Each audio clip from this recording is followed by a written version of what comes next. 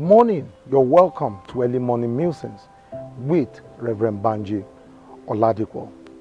I came with a word for somebody this morning because I understand what has been going on in the world, especially in a country like ours where things are getting more difficult economically. There are a lot of families out there who are going through the motions. And whatever it is they're going through, it may not even be economical. It may be health-wise. It may be, marriage-wise. It may be, any kind of issue. And it just looks as if the situation is never going to go away. I know I've been in circumstances that I wish I could just get out from, like almost immediately. I wish that everything would just stop and things just becomes better almost immediately. But sometimes, even though we've prayed to God so hard, believing God, we just tend to see that the situation does not really change, and it just looks as if it's never going to change.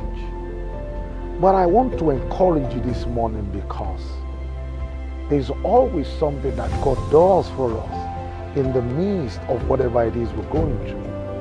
And I call them little miracles that God leaves on our path on the way to better days ahead of us. Now, the best way for me to illustrate this to us is to show us from scriptures how there was no rain on the earth for 3.5 years and the prophet had to go pray.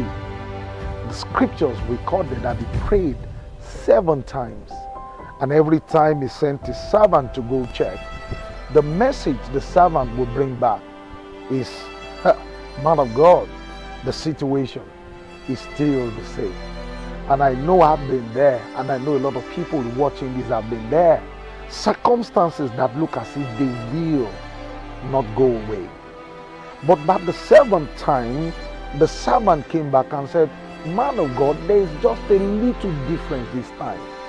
For I see a cloud as small as the size of a man's hand. Now I'm telling you, that was not enough to predict or to know that rain was going to fall. But based on that little sign, the prophet believed that the rain was coming. And I know that in your life there have been times that God has left those little miracles on your path. A friend, a colleague calling out of the blues and sending you a little something.